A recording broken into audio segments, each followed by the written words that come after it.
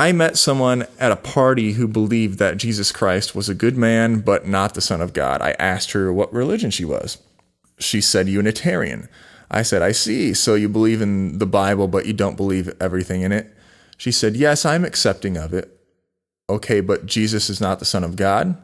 She, again, politely says no. And I quickly reply, you've read it. She says, yes, all the time, but you didn't come across the part where Jesus claims to be in God and God in him and says that he is God. She said that nowhere in the Bible does Jesus say that he is God. That's called ignorance. Man's nature, always wanting things the way we want it. She lied. Why? Because she wanted to be right. She wants what she wants. All in all is all about us. What we want, not God, not the God of the Bible at least. So to a all-in-all believer, this find obviously gives them something to think about.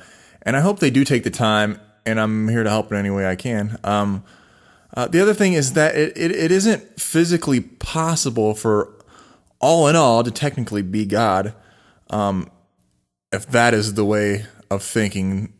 The reason is that God has no number. He is infinite. And all in all suggests parts. It has parts. It's a combination of things. The famous scientist Stephen Hawking believes that he may have found the source of reality. I have to disagree. What he found was the parts that hold reality together. The simple way to know is that energy and time, these so-called constants, are measurable, which means they have parts. If you look at the numerical system, everything comes from one point with negatives to the left and positives to the right, creating a perfect everlasting balance that holds itself together. That center point, though, is 0, and it's the only number that is descriptive of God or the source of reality.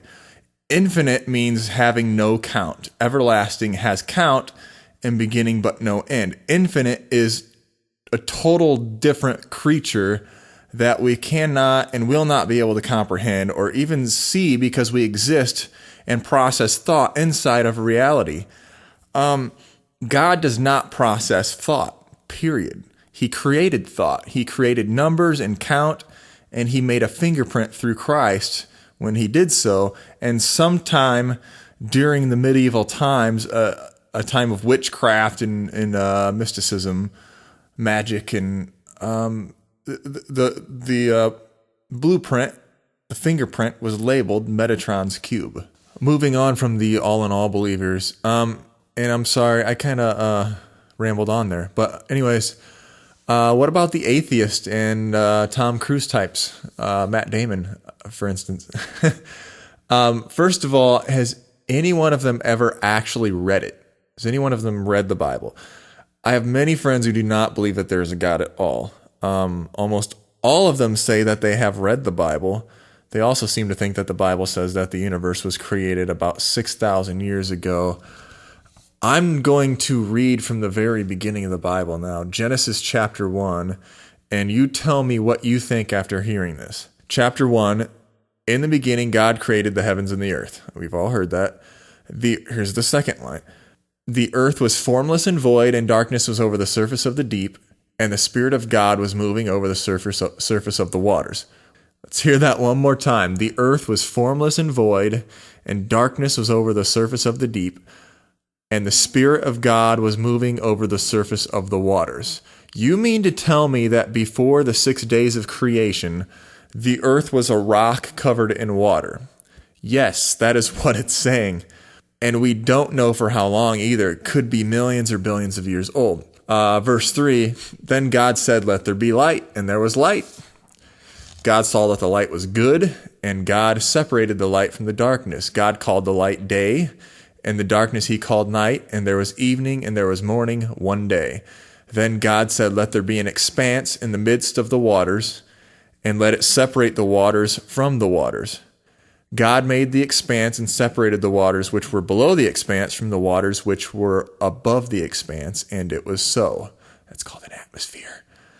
God called the expanse heaven, and there was evening, and there was morning a second day. Then God said, let the waters below the heavens be gathered into one place, and let the dry land appear, and it was so. God called the dry land earth, and the gathering of the waters he called seas, and God saw that it was good.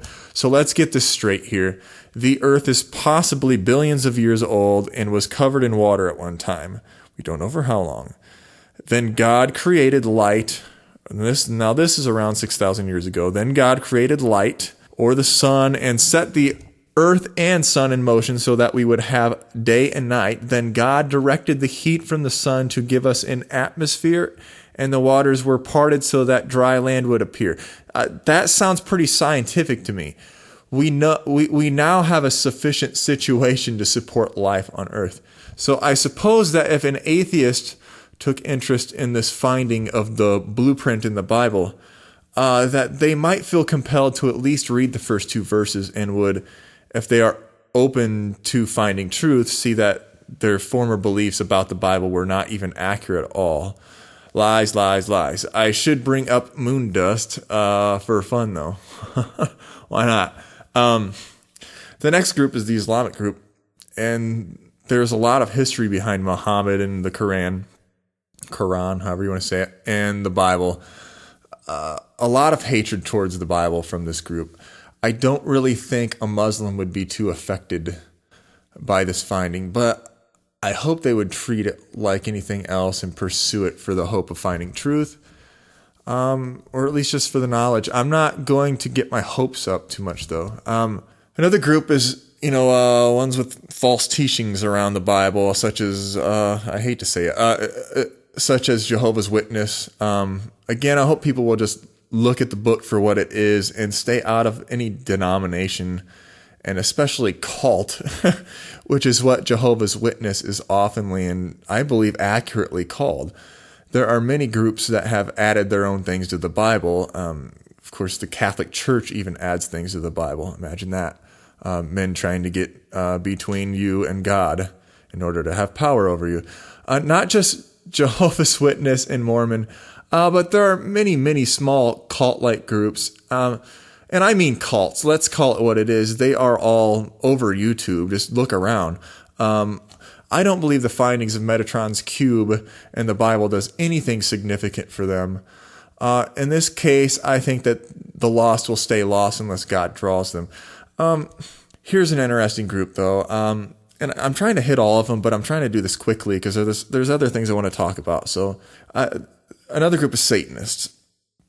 They are openly anti-Christ. I might get into this a little more later, a little bit later in time, but right now I think I would just be getting off subject, and I honestly don't know a whole lot about Satanists at this time. So I've read into it a little bit, and all I found was hatred. So, but the last group is the Christian community. What does this mean for Christians? I'm a Christian. It's my belief that Jesus Christ is the Son of God. I do believe in the Bible, and I think because I am a Christian and I have seen these patterns, to me, it just gives me a chance to say I told you so. I'm making jokes, but technically, I mean, you're looking at something that is it's absolute perfection, and it's a design, part of reality, whether you want to deny it or not.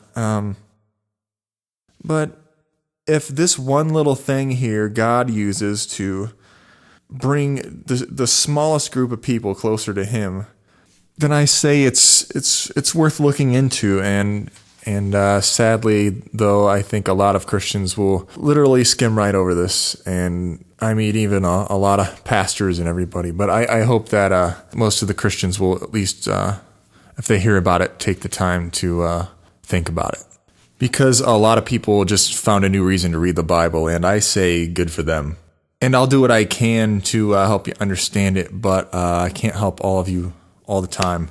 But if you really want to have somebody explain in depth what many things mean in the Bible, I say check out John MacArthur at www.gty.org, and you can download tons of audio clips just like this one, and stay tuned for the next video, because there is going to be a next one.